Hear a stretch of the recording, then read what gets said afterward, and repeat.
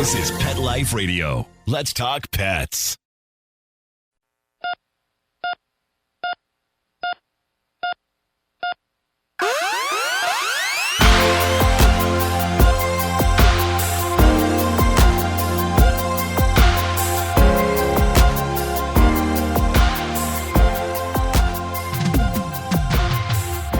Welcome to ER Vet on Pet Life Radio.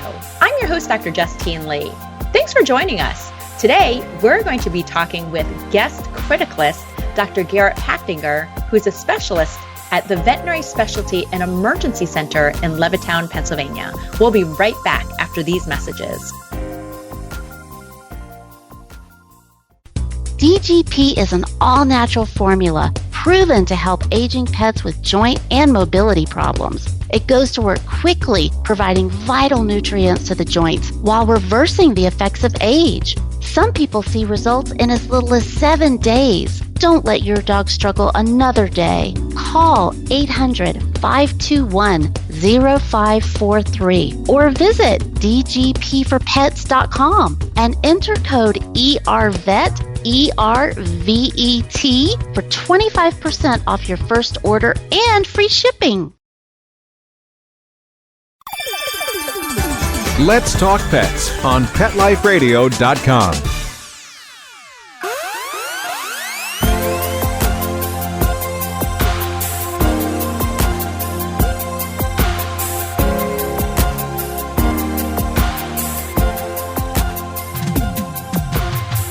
Welcome back to ER Vet on Pet Life Radio.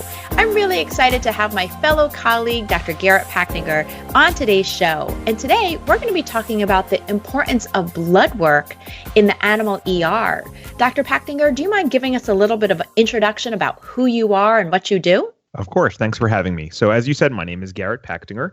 I am, like Justine, a board-certified critical care specialist. I practice just outside of the Philadelphia area at the Veterinary Specialty and Emergency Center, and I'm one of several critical care specialists at that hospital.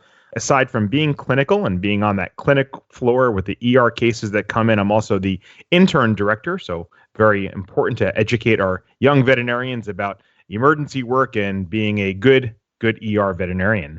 I know that being in the ER can be really stressful to a pet owner. They don't understand what's going on. It's really stressful in terms of emotions in the waiting room. And oftentimes they don't have their own veterinarian to be able to consult with. And so that's one of the reasons why I know both Garret and I are really passionate about educating pet owners on what diagnostic tests, including blood work, x-rays, ultrasound, what kind of tests are necessary in order for us to be able to treat your dog or cat in the ER.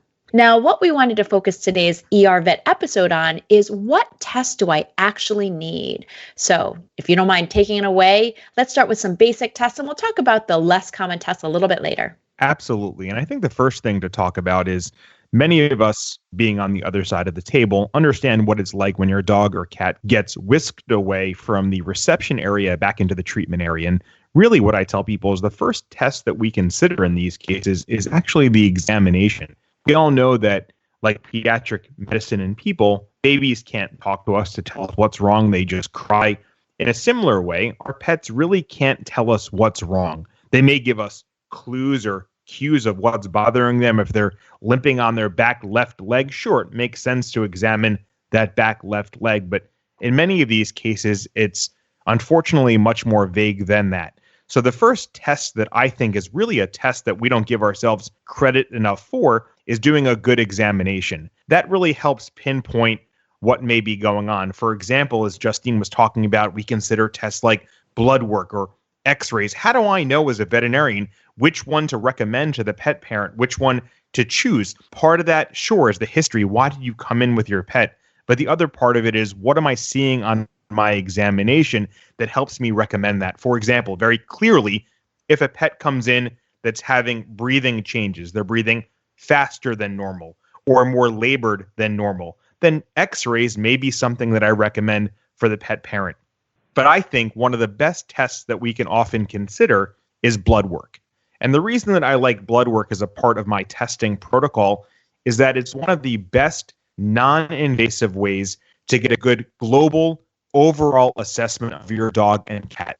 It doesn't mimic what I can see on X-ray. It doesn't mimic what I can see on ultrasound, but it's a really great way to look at the inside, at the organ function or your cell count function of the whole body. So as compared to tests that your general practitioner veterinarian may recommend, for example, a complete blood count, a CBC, and a chemistry panel, in the ER, we often choose a test that is faster and also evaluates more life-threatening and critical components of the blood values first. Examples of that would be a minimum database or an extended database where we look at, for example, your red blood cell count, your protein level, your blood sugar level, the kidney function, and even important electrolytes, which help make sure the body has what it needs for the vital function, muscle function, heart function, kidney function. But in general, as Justine was saying, blood work can be very helpful because it's a good global overall patient assessment to know what is going on the inside of the body.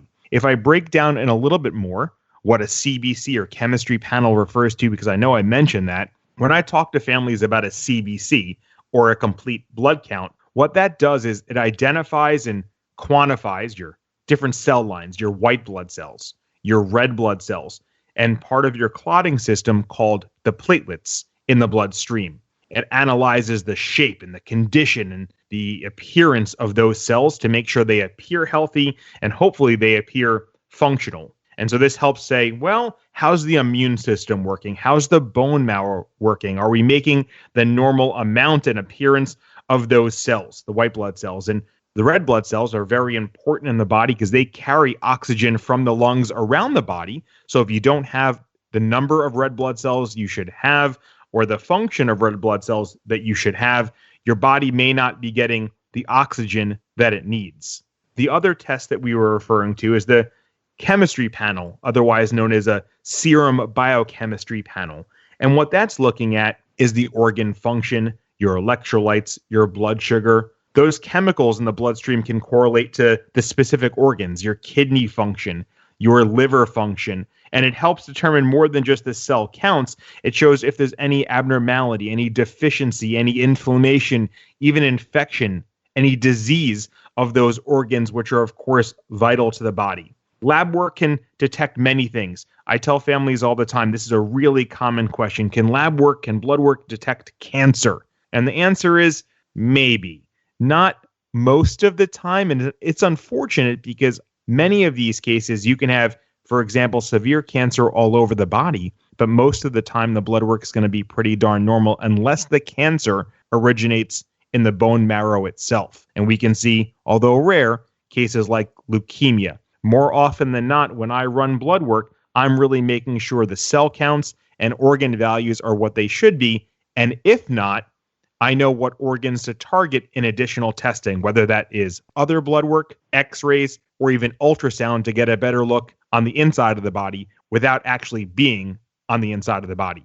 So when we do this blood work and we get the results, first of all, do we get the results immediately within an hour, within 12 hours, or the next day? Like how soon are these results going to be available for the emergency clinician? Great question. So as an emergency clinician, that minimum database or extended database that we're talking about, we get results within 3 to 5 minutes on average, which is a great reason why we run that test often first, because I don't want to wait any longer than that to know if there are life-threatening concerns.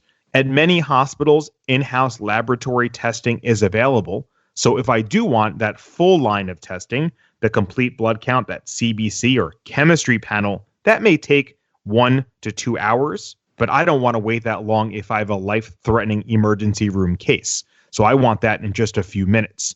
There are some tests and some hospitals that do not have the capability for in-house testing, so they may send their lab work out to a laboratory that runs blood work in a different building, and those results will get sent back to you in 24 hours on average. But that really emphasizes the importance of being able to check those life-threatening or life-altering variables in just minutes rather than hours or even days.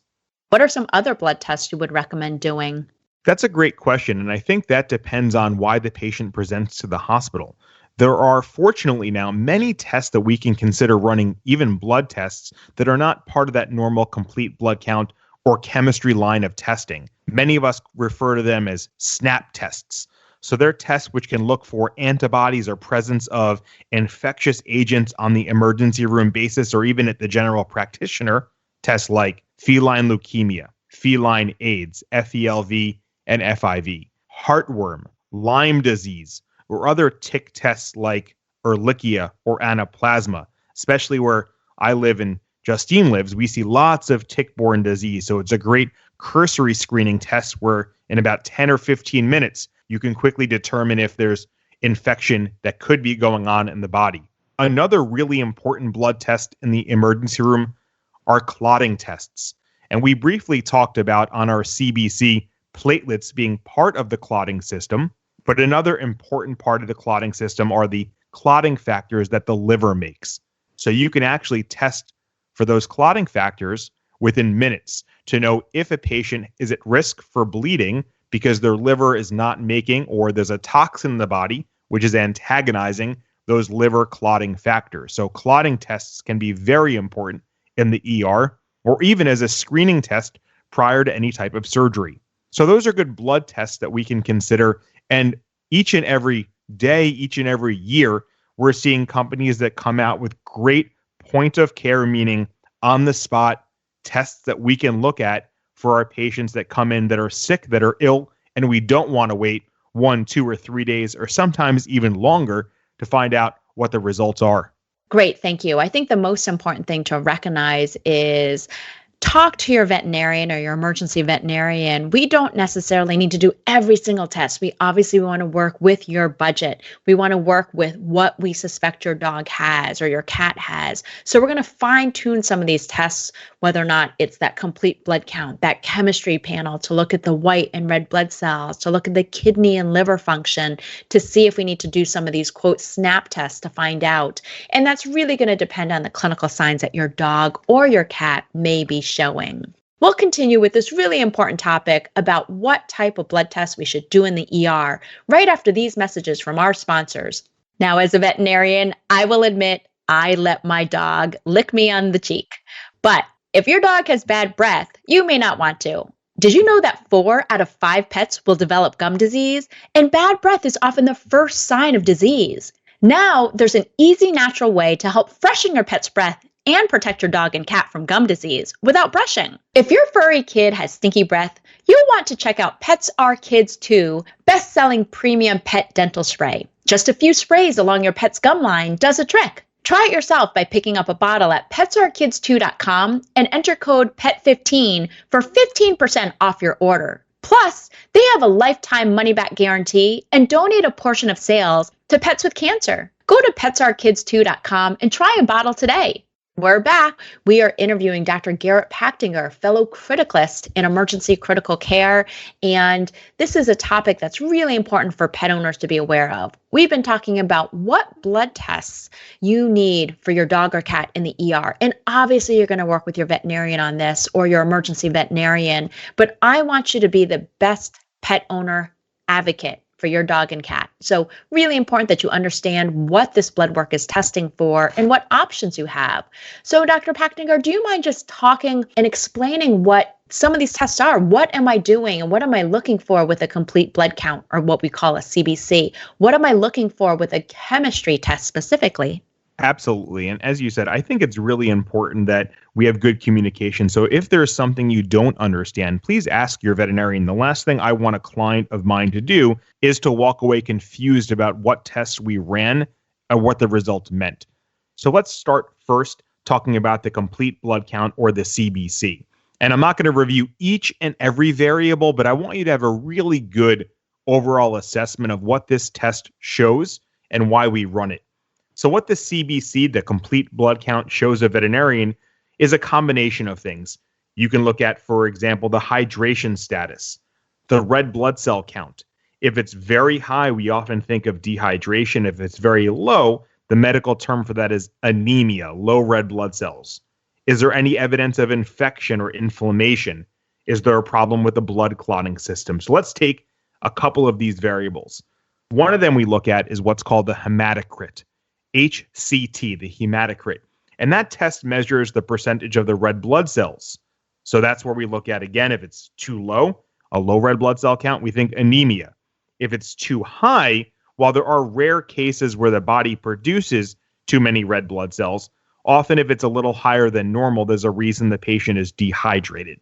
Many times our human counterparts use the term hemoglobin or mean corpuscular hemoglobin concentration. That is just another different representation of the oxygen carrying capacity of those red blood cells.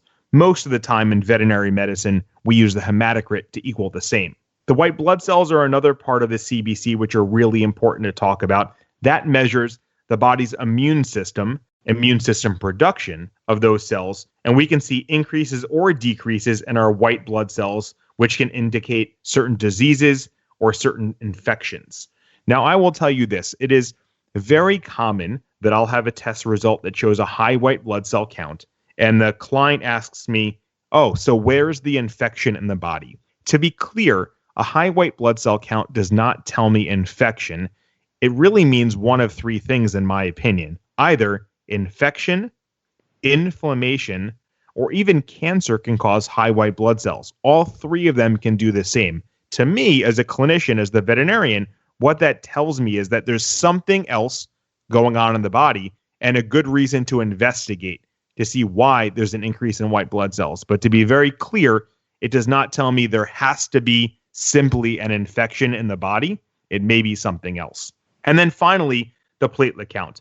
And that is a test that measures the ability, or one of the tests that measures the ability to form clots in the blood. So if you have a paper cut, for example, those platelets come to where that paper cut is and help your body clot and heal. There are definitely other variables of the CBC that become much more intricate and specialized, but often we look at those three first: the red blood cells, the white blood cells, and the platelets, which then moves us on to our chemistry values. So our blood chemistry or serum biochemistry tests evaluate the patient's organ function, their electrolyte status, hormone levels, and even other important variables. So let's look at a couple common systems that we evaluate on our chemistry. The first is our protein levels. There are two common protein levels that are found on your chemistry panel. One is called the albumin level. The other is called the globulin level. The albumin level is a protein that helps evaluate hydration, if there's evidence of bleeding, hemorrhage, either intestinal, liver, or kidney disease. So albumin's a very important protein that we look at.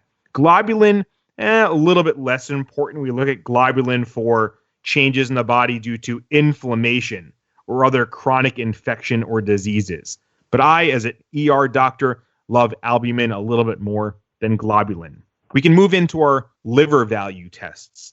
And there are really 4 liver value tests, or maybe 3 or 4, depending on what panel that you look at, to determine if there's evidence of liver disease. Most of them start with the letter A. Obviously, I just mentioned albumin, which is not technically a liver-specific test, but we can have one called the ALT, the alanine aminotransferase, and that looks for active liver damage. Remember, though, it doesn't tell you the cause of the liver disease, the inflammation, the infection, if there's cancer. It just tells you there's an indication that that organ is not a perfectly functioning organ. And so that ALT value. There's another value called the AST value, which is a little bit similar. There's the ALKP value, the alkaline phosphatase. Now, that can indicate liver damage, but there are other diseases in the body that can cause that elevation. And in fact, in a young growing patient, for example, a young growing dog, that can be elevated and be quite normal. So the point there is not to take one specific value and say, oh my God, I'm so worried now. My dog has an elevation of this one value. It must indicate serious disease. There are lots of things that can cause these elevations. And again, it's a tool for your veterinarian to understand, could there be something else going on in the body that we need further investigation of? So we've talked about proteins and we've talked about liver, but what else is important on our chemistry? That is your kidney values. So there are 2 common values that help us on the chemistry for your kidneys. One is called your creatinine level. That test reveals kidney function and can also help differentiate, for example, from other types of diseases. Your other one that we worry about or look at is what's called your BUN, or your blood urea nitrogen. Another good indication of, is there any kidney change that could be a concern for that patient? We look at the creatinine a little bit more than the blood urea nitrogen because the creatinine is affected less by outside sources in the body. So now we've talked about proteins, liver values, and kidney values. The final one I'm going to talk about are your electrolytes, because often on your chemistry panel, we have electrolytes that are found there. The common ones being sodium, potassium, phosphorus, and chloride. The ones that I'm going to focus on most specifically, your potassium. We can see potassium abnormalities with diseases or problems like vomiting, diarrhea, kidney problems, or even endocrine or hormonal problems where other glands are not producing the right types of hormones. Low potassium levels can cause dramatic weakness, and high potassium levels, not slightly high, but usually fairly high potassium levels, can even result in cardiac arrest. So a great reason that we check electrolytes. The other ones that I'll mention, again, sodium. We can see sodium changes as a result of, again, vomiting, diarrhea, kidney disease, or other hormonal changes. Phosphorus, the last one that I'll specifically talk about, we can see elevations or high phosphorus levels due to kidney disease or other endocrine or hormonal disease like an overactive thyroid. So that is just a succinct or short version of all the different things that your veterinarian looks at when they run a CBC, your complete blood count, and your serum biochemistry, your chemistry panel. A great look at the inside of the body, your hormonal function, your organ function, your electrolyte function, your bone marrow function, to determine, is there disease and what other tests should we consider to evaluate further that disease if present. Really important. I would say with this complete blood count and chemistry panel, we are getting a very good global picture of what's going on inside your dog or cat's body. In other words, what's happening in the bone marrow, what's happening with the organs. One of the questions that owners often have is, does this test for cancer? And honestly, it's not a specific blood test for cancer. So unfortunately, we can still see really severe cancer in the spleen, and the blood work could potentially be completely normal. But it helps rule out important things that Dr. Pachtinger was talking about: kidney failure, salt imbalances, anemia, leukemia. So a lot of unusual diseases or indications of organ injury. All right, that's super helpful. The next thing I wanted to ask you, Dr. Pachtinger, is what about some of these other tests? What if you have a sick cat with a fever or a vomiting miniature schnauzer, or even a cat that's having difficulty breathing? What are some of these, quote, SNAP or bedside rapid tests that we may be able to use in order to find out what's going on at an organ level? Great question. And the first thing that I'm going to say is, if you're not familiar with what we're talking about with the SNAP test, the best analogy that I can give you is it's kind of like a pregnancy test for a person. It doesn't tell you how pregnant somebody may be, how far along they may be. It just tells you, are you pregnant or are you not pregnant? So for example, in these tests, a blue dot will come up. Is there evidence of disease, or is there no evidence of disease? There's not a dot that's present. So these are what's called screening tests. In many of these cases, we'll take it to 1, 2, or 3 steps further, depending on a positive or negative result. But that's the type of test that Justine was referring to, a test that gives you, in a matter of minutes, a blue dot that appears. Is there disease or illness that could be present, or do we need to go down another line of questioning or another line of testing? So as Justine was mentioning, one of them is called a SNAP FIV and FELV combination test. And FIV stands for the feline immunodeficiency virus. That is a special virus that happens in just cats that can make them quite sick, affecting their immune system. The other test that we worry about, or other disease that we worry about, is that FELV, which is the feline leukemia virus. And what this test does is it gives us about a 10-minute window to determine if there's evidence of this or other viruses in the body. So the FIV, the feline immunodeficiency virus SNAP test, looks for antibodies. So is there antibody from exposure to this virus in that cat's bloodstream? In the same test, which is great because we have one test that looks for both, you look for what's called antigen, or presence of that virus itself within the bloodstream. So the FELV, or feline leukemia virus test, looks for evidence of that virus itself within the bloodstream.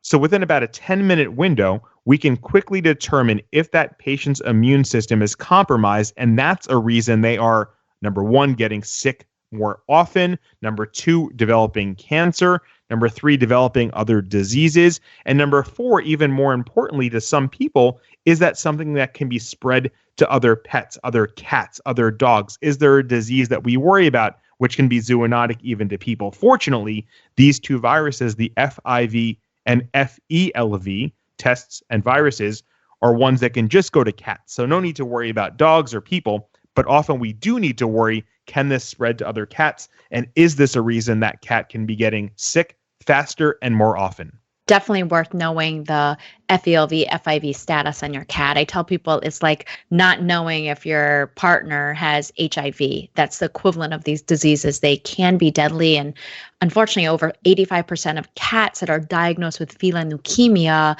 unfortunately pass away within 3 years of diagnosis. So it can be quite devastating. So really important that we know the results of this. And this is something you should work with your own general practitioner or family veterinarian on. But I always tell people, if you don't know what that status is, it's definitely worth finding out in the ER. Now, what about a dog that potentially has pancreatitis? I know there's a couple of pancreatitis tests that are out there. They're not 100% accurate, but just in the event that I can't afford a $500 abdominal ultrasound, what are my options for, quote, helping diagnose pancreatitis, end quote? Excellent question. And I would even go as far as saying that sometimes it's not that the owners can't afford, but it's also availability. So having somebody, a radiologist, for example, to do a ultrasound 24/7, 365 just isn't available or even practical for many practices. So like that FELV, FIV test that we just talked about, there's a test called the CPL test. And what the CPL stands for is essentially your canine, meaning dog, pancreatic or pancreas function, or a lipase, so an enzyme that's produced from a sick pancreas. And so within about a 5 to 10 minute period of time with a blood test, you can determine or help determine if there's excess amounts of this hormone, this pancreatic pancreas lipase, that is in the bloodstream. Is it a perfect test? No. None of these tests are 100% perfect, but what they really give us is a rapid reference laboratory quality technology to try to get a better patient assessment, especially on the emergency basis. So if I have a patient that comes in that has comparable or classic signs that are associated with inflammation of the pancreas, otherwise known as pancreatitis, then yes, I can run this test. And if it's positive, I know I'm going down the right line of thought. Is it possible that it's positive for other reasons? Unfortunately, yes. But it gives me more information and gives me a targeted direction for both treatment and to consider other testing if and when available. What if it's negative, though? If it's negative, then I'm saying, pun intended, I'm barking up the wrong tree, and I need to consider other tests, or I need to think outside of the box. What else could be causing this dog's signs? Maybe the vomiting or diarrhea is caused by a blockage, or maybe I really need to emphasize to those owners doing that full CBC and chemistry profile we talked about, because could there be liver disease or kidney disease as other examples of disease? So these rapid bedside tests, here we're talking about the pancreas test, it's a simple tool that we can quickly use, cost effectively use, to try to get more information to know what other tests to consider or to bolster our treatment recommendations for that patient. And I do think it's really important to emphasize again, these tests are not without limitations. So I have definitely seen dogs and cats that are diagnosed with, quote, pancreatitis, end quote, when they actually have cancer in the intestines or just even gastroenteritis. So there are some false positives from it, but typically when we run the test, if it's negative, it does help rule out whether or not your pet has pancreatitis. The last test I wanted to talk about is that test BNP, or what we call ProBNP. Do you mind just giving us a little information on this rapid assessment test and how it could potentially help us, especially with cats that are having difficulty breathing? Absolutely.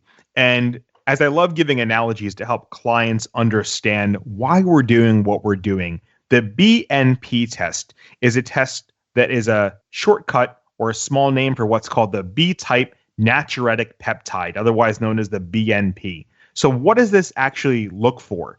This looks very quickly to try to help us determine if a patient that comes in with breathing difficulty is having breathing difficulty because they have heart failure or because they have a lung problem like pneumonia. For example, if you went to the hospital, and here's my analogy, and you were having breathing difficulty, you were having chest pains, for example, you would hope your physician could very quickly determine, am I having an episode of heart failure or cardiac arrest or cardiac disease, heart disease, or do I have pneumonia or another lung disease? Because obviously, treatment is going to be very different if you're in heart failure or you're in having pneumonia, as another example.